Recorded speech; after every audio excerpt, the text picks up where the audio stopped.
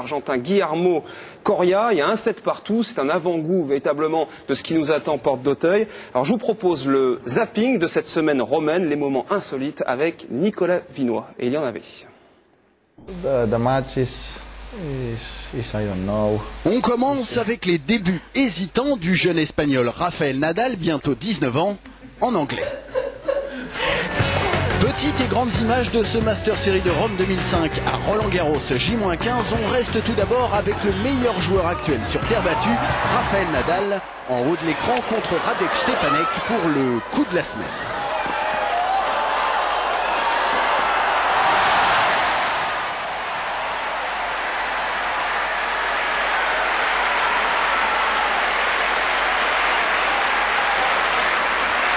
Conséquence d'un tel talent, voilà ce que Guillermo Cañas, l'Argentin, ici en haut, doit faire pour marquer un point contre l'Espagnol.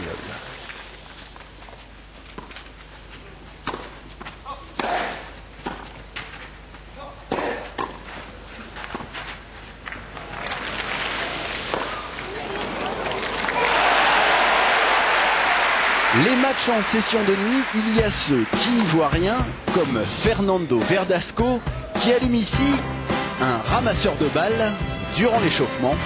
Heureusement, l'Espagnol a le bon de s'excuser.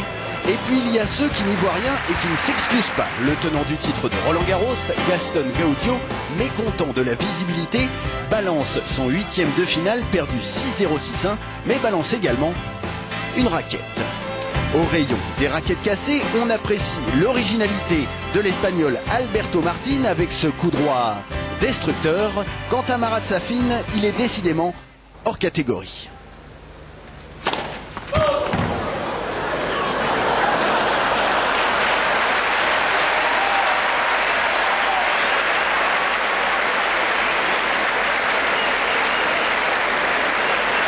En ce qui concerne les démonstrations de force en tout genre, nous retiendrons surtout les dorsaux de Dominique Herbati, ridicule dans son t-shirt dernier cri, et la rage de Fernando González, auteur du plus beau passing de la semaine, ici en haut de l'écran, contre Guillermo Coria.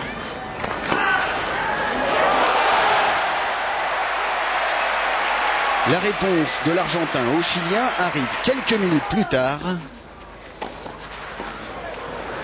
à Chambreur et lui. On termine avec une histoire qui risque de hanter pendant un certain temps Andy Roddick. Lors de son 8e de finale contre Fernando Verdasco, l'Américain obtient ici 3 balles de match. 7-6, 5-3, 0-40 en sa faveur. Le second service de son adversaire est annoncé dehors. L'arbitre dit jeu, 7, puis s'arrête, car l'Américain va lui-même voir la trace. Et après vérification, il juge la balle bonne et donne donc le point à son adversaire.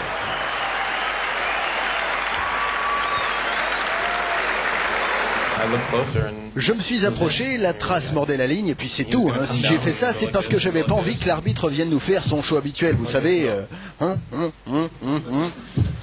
Malheureusement pour lui, il s'incline finalement 1 heure plus tard en 3-7 après avoir manqué 4 balles de match. La morale de l'histoire, c'est que l'honnêteté ne paie pas forcément en tennis.